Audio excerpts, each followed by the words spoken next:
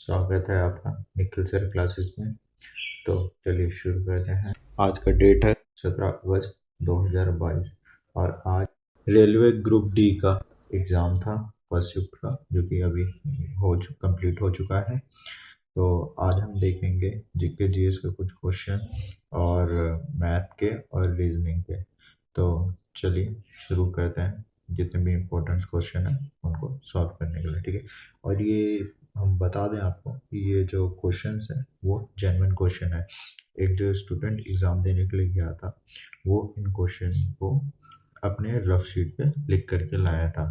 तो चलिए देखते हैं कि किस प्रकार के क्वेश्चन आए थे। आप इन सभी क्वेश्चंस को अच्छे से देखें, एनालिसिस कीजिए और जो क्वेश्चंस आपको नहीं आ रहे उस पर थोड़ा ध्यान दीजिए और प्रैक्टिस करके जाइएगा अपना एग्ज़ाम देने में। तो चलिए शुरू करते हैं, देखते हैं पहला क्वेश्चन। देखिए, प्रश्न पूछा गया था कि निम्नलिखित में से संकटग्रस्त प्रजातियों के लिए रेड लिस्ट कौन सी संस्था जारी करती है। तो जितने भी इंटरनेशनल ऑर्गेनाइजेशंस हैं उनसे फ्रीक्वेंटली प्रश्न रेलवे में पूछे जाते हैं, चाहे वो WHO से हो या फिर INCN से हो, यूनिसेफ, यूनेस्को से पूछा जाता है। तो आपको ये सब पढ़ के जाना है कि उनकी स्थापना किस वर्ष हुई थी, उसका हेडक्वार्टर कहाँ पे है और किसने उसका स्थापना किया था। और ये भी पूछा जाता है कि उनके हेड कौन है, उनका अध्यक्ष कौन है।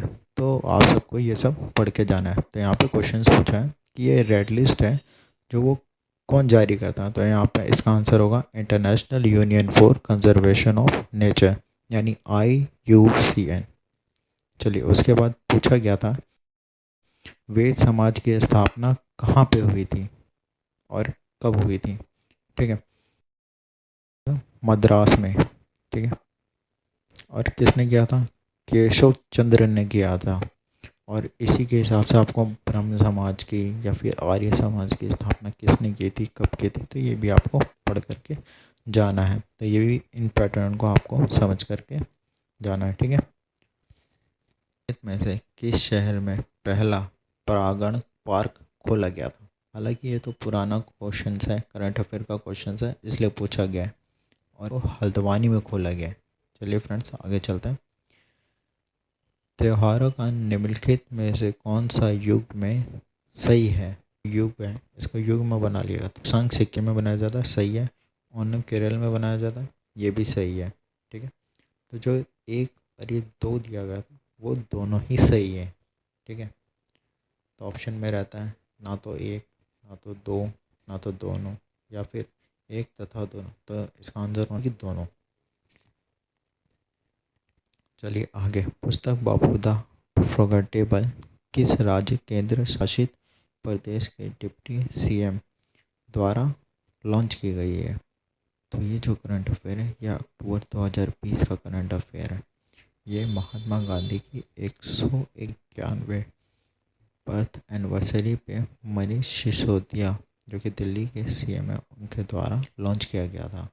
भारतीय संविधान का 50वां संशोधन किस वर्ष में हुआ था। तो ये हुआ था 1984 में हुआ था 50वां संशोधन। चलिए आगे चलते हैं फिर। भारतीय रेलवे की सबसे लंबी मालगाड़ी का नाम क्या है जिसने जनवरी 2021 में SECR जोन में एक नया रिकॉर्ड बनाया है। तो देखिए, वासुकी। ECR क्या होता है? इसका फुल फॉर्म होता है साउथ ईस्ट सेंट्रल रेलवे। 2022 राष्ट्रीय मंडल खेलों की मेजबानी कौन सा शहर करेगा।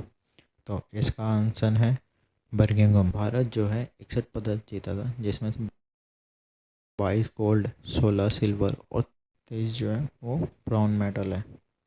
तो ये मेडल भी आप लोग ध्यान रखेंगे। तो चलिए आगे। निम्नलिखित में से कौन सा विखंडन द्वारा प्रजनन करता है। तो इसका आंसर है अमीबा। चलिए तो अगला प्रश्न देखते हैं। जब विद्युत धारा एक तार में से प्रवाहित होती है तो उस तार में उत्पन्न ऊष्मा उस तार की डैश पर निर्भर करती है। तो किसके ऊपर करती है? लंबाई या मोटाई, दोनों पे ही निर्भर करती है। ठीक है, तो इसका एक और दो दोनों करेक्ट होगा, जिन्होंने भी लगाया उनका ये सही होगा। ठीक है, तो चलिए आगे। जीवों को कितने जगत में बांटा गया है?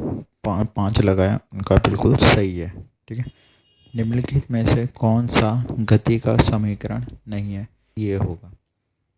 कार्बन का परमाणु द्रव्यमान क्या है? तो ये होता है हमेशा 12। ठीक है। तो चलिए आगे देखते हैं। वह प्रकरण जिसमें ऊष्मा किसी वस्तु के गर्म सिरे से ठंडे सिरे की ओर स्थानांतरित होती है वह डैश कहलाती है। तो इसका आंसर होगा चालन। ठीक है। तो अगला प्रश्न देखते हैं। नींबू के रस का पीएच क्या है? तो चलिए इसका आंसर होता है लगभग 2.2। ठीक है।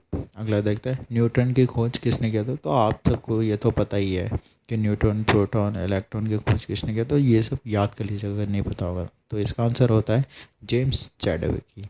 ठीक है। तो चलिए आगे आगे है। एक निकाय का द्रव्यमान पृथ्वी की 12 है। चंद्रमा पर इस विद्युत का भार कितना है? तो जाहिर सा बात है इसके लिए एक फॉर्मूला लगता है, W=mg होता है। ये आपको पता ही है। ठीक है। तो यहाँ पे m का वैल्यू हो जाएगा 12 और इंटू 9.8 और चंद्रमा में पूछा गया है इसलिए 1/6। तो चलिए इसको काटेंगे तो फिर 2 इंटू 9.8, जब इसको आप मल्टीप्लाई करेंगे तो इसका आंसर आएगा 19.6। ठीक है। निम्नलिखित में से कौन सा कथन सही है? पहला, रक्त एक प्रकार का संयोजन उत्तक है, बिल्कुल सही है। सेकंड, अस्थि एक प्रकार की संयोजी उत्तक है, ये भी सही है। तो उसी प्रकार से 1 और 2 दोनों बिल्कुल सही है। ठीक है। तो चलिए आगे चलते हैं। टाइफाइड किसके कारण होता है? तो ये आपको पता है जीवाणु के कारण होता है। ठीक है। जिसमें दूषित जल और भोजन के कारण होता है। तो आपको पता ही चल गया। तो चलिए आगे भी चलते हैं। विश्व का पहला परमाणु बिजली घर किस देश में स्थापित किया गया था? रूस में स्थापित किया गया था। दूसरा यूएसए में स्थापित किया था। चलिए आगे चलते हैं। यूनेस्को का मुख्यालय कहाँ स्थित है?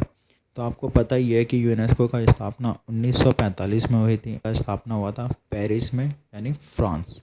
ठीक है। तो चलिए आगे चलते हैं। नवंबर 2021 के जानकारी के अनुसार कर्नाटक के राज्यपाल कौन है?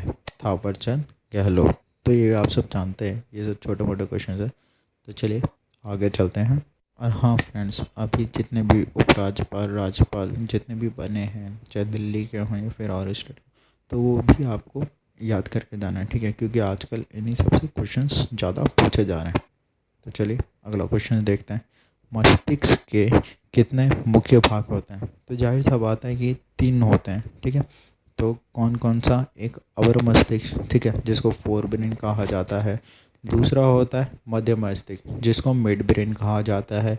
और तीसरा होता है पृष्ठ मस्तिष्क, यानी कि जिसको हिंड ब्रेन कहा जाता है। ठीक है। तो इन सबको आपको याद रखना है। ठीक है। तो चलिए आगे क्वेश्चन पे। जठर ग्रंथि द्वारा स्रावित प्रोटीन पाचक एंजाइम का नाम क्या है? तो इसका नाम है पेप्सिन। आगे चलते हैं। बोरीबंदर और ठाणे के बीच चलने वाली पहली यात्री ट्रेन में कितनी दूरी तय की थी? 34 किलोमीटर। ठीक है। ये आपको याद करके जाना है। भारतीय रेल में 1978 में किसकी सिफारिश पर विद्युतीकरण की कोई परियोजनाएं शुरू हुई थी? तो इसका आंसर है जयराज समिति। ठीक है। चलिए आगे चलते हैं। स्वर्णिम चतुर्भुज राजमार्ग भारत के प्रमुख महानगरों को जोड़ता है। तो इसका आंसर है 4। ठीक है। भारतीय रेलवे राष्ट्रीय अकादमी कहाँ स्थित है? तो ये बहुत इंपॉर्टेंट क्वेश्चन है, आगे क्वेश्चन में भी पूछा जाता है। तो ये है बड़ोदरा, यानी गुजरात में। तो चलिए अगला क्वेश्चन। भारत की सबसे बड़ी प्रायद्वीपीय नदी कौन सी है? तो फ्रेंड्स ये गोदावरी है, आप सबको पता ही है। तो चलिए आगे।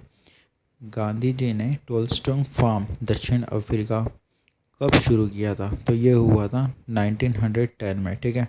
फिनिक्स 1904 में। ठीक है। आगे क्या है? नमक सत्याग्रह किस सन में प्रारंभ हुआ था? तो ये हुआ था 1930 में प्रारंभ हुआ था। ठीक है। तो चलिए आगे चलते हैं। भारत का पहला परमाणु रिएक्टर अप्सरा किस देश की सहायता से स्थापित किया गया था?